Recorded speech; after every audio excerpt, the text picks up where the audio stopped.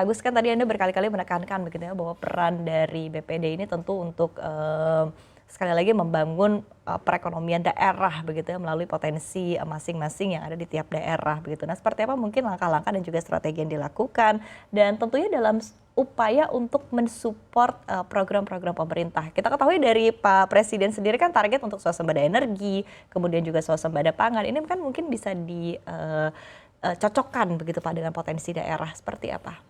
Iya, jadi sebenarnya di masing-masing BPD itu punya keunikan dan keunggulan daerah sesuai karakter masing-masing ya. Nah, sebelum ke sana, di dalam 2026 ini, itu kan ada tren penurunan suku bunga. Tren penurunan suku bunga ini kan bisa dimanfaatkan dengan baik oleh BPD. Walaupun tadi saya katakan transmisinya belum bekerja secara optimal. Artinya transmisinya belum bekerja optimal itu adalah penurunan suku bunga acuan itu tidak serta-merta langsung disertai dengan penurunan suku bunga kredit dan permintaan kredit yang tinggi. Tetapi paling enggak ini sudah memberikan ruang bagi bank daerah untuk bisa menurunkan suku bunga dan itu akan memperbaiki juga suku bunga kreditnya dan harapannya meningkatkan permintaan kredit. Nah, di mana ini akan digelontorkan? Tadi nature-nya adalah konsumtif, tetapi kita ngomong pergerakan ekonomi tidak bisa hanya di konsumtif. Nah, di sektor produktif, masing-masing BPD itu akan bergerak di keunggulan daerahnya masing-masing. Ya.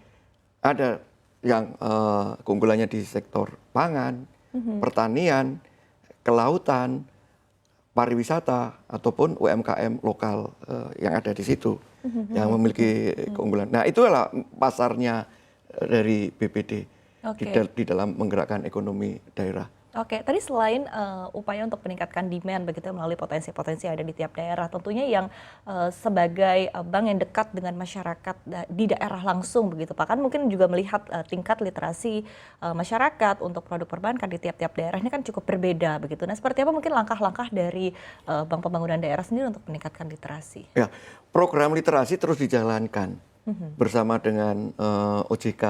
Ya, itu terus digulirkan di daerah. Tetapi ini jangan semata-mata untuk memenuhi ketentuan regulasi, tetapi memang literasi ini dalam rangka juga menaikkan pengetahuan atau dari pasar sehingga demand itu akan naik kalau mereka sudah ngerti kan gitu betul, kan. Betul. Nah itu terus digulirkan oleh masing-masing bank pembangunan daerah, termasuk Jakarta. Ya. Termasuk Bank Jakarta itu walaupun di Jakarta kita terus melakukan literasi itu. Tantangan yang dihadapi apa sih Pak sebetulnya atau mungkin masing-masing bank pembangunan daerah menghadapi tantangan yang beda-beda sih ya. Tergantung dari kondisi daerahnya masing-masing, baik dari budayanya maupun geografisnya dan sebagainya. Itu kalau katakanlah bank daerah yang jangkauan geografisnya terlalu luas dan infrastrukturnya mungkin juga ada yang sulit, itu ya menjadi tantangan tersendiri sebenarnya.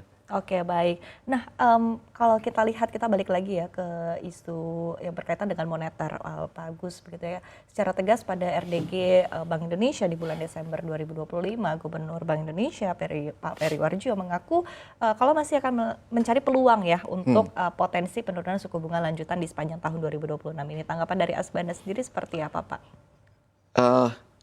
Ini bagus. Ya, saya rasa ini tidak hanya untuk Bank Pembangunan Daerah, tapi untuk perbankan nasional. Ini menunjukkan signal bahwa masih ada ruang untuk penurunan suku bunga, gitu kan. Dan ini akan membawa beberapa implikasi ya bagi khususnya Bank Pembangunan Daerah. Saya katakan misalnya implikasinya itu pertama itu akan memberikan ruang untuk ekspansi kredit produktif bagi Bank Pembangunan Daerah, tidak hanya di konsumtifnya. Tapi yang perlu digarisbawahi di sini bahwa fokusnya Bank Pembangunan Daerah di sini bukan sekedar growth, tetapi pertumbuhan yang berkualitas dan berkelanjutan. Oke. Gitu. Yang ini nanti juga akan membawa pertumbuhan ekonomi daerah yang berkelanjutan. Oke. Implikasi yang kedua adalah ini menjadi momentum perbaikan intermediasi dan ini harus dimanfaatkan secara cepat oleh Bank Pembangunan Daerah, Iya. yaitu dari sekarang termasuk di Bank Jakarta ya, itu harus sudah mempersiapkan diri, apakah itu pipeline-nya, apakah itu kemudian kita juga mesti memperbaiki secara terus-menerus proses bisnisnya, kemudian kita siapkan juga SDM-nya, supaya ketika ini terjadi kita memang benar-benar sudah siap. Oke. Ya. Itu yang kedua, yang implikasi yang ketiga, ini bisa membawa ke perlombaan baru loh. Dari yang tadinya siapa yang suku bunga tinggi itu yang dicari diminatin, tetapi nanti menuju ke siapa yang bisa membangun sumber dana murah. Ya. Itulah yang akan memenangkan persaingan. Nah, Sumber ini dana menarik. murah yang berbasis tentunya dari transaksi. Oke, nah ini menarik Pak. Tadi berkaitan dengan sumber dana murah begitu ya, karena ini kan juga akan membuat BPD sebetulnya lebih kompetitif. Nah, seperti apa mungkin langkah-langkah yang dilakukan begitu agar BPD ini bisa lebih kompetitif, mungkin secara tingkat suku bunga dan lain sebagainya begitu?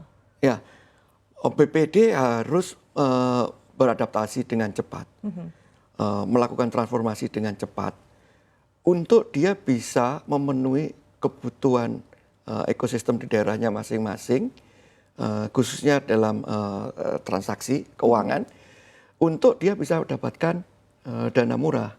Karena dana murah itu asalnya dari transaksi. Oke. Nah, untuk itu dia harus BPD, masing-masing BPD ini harus secara cepat melakukan transformasi digital.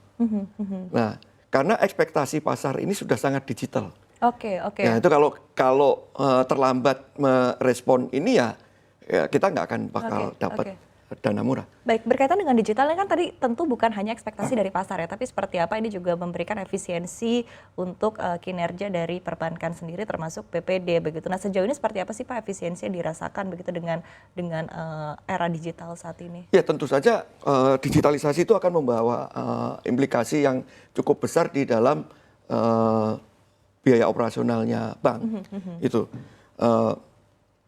biaya transaksi yang dilakukan oleh nasabah di cabang, kalau dibandingkan dengan kalau bertransaksi secara digital, apakah itu melalui mobile banking ataukah channel yang lain, itu jauh bedanya. Iya. Nah, kalau sekarang orang kan sudah mulai transaksi atau nasabah transaksi itu ke digital.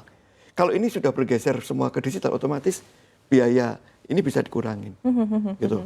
Baik, selain tadi tingkat literasi berkaitan dengan produk ataupun juga perbankan begitu ya di daerah, tingkat literasi digital di daerah juga mungkin berbeda-beda begitu Pak. Nah, ini seperti apa mungkin tantangan yang dirasakan oleh BPD begitu, dan mungkin tidak hanya dari sisi nasabah saja begitu Pak, tapi dari sisi BPD sendiri untuk bisa keep up terus dengan teknologi yang baru, dengan digitalisasi, seperti apa arahan mungkin dari Asbanda? Jadi gini, untuk bisa keep up tadi ya, kita kan kuncinya harus bisa beradaptasi dengan cepat. Nah, untuk itu ya harus berani berinvestasi. Oke. Ya, untuk melakukan transformasi digital.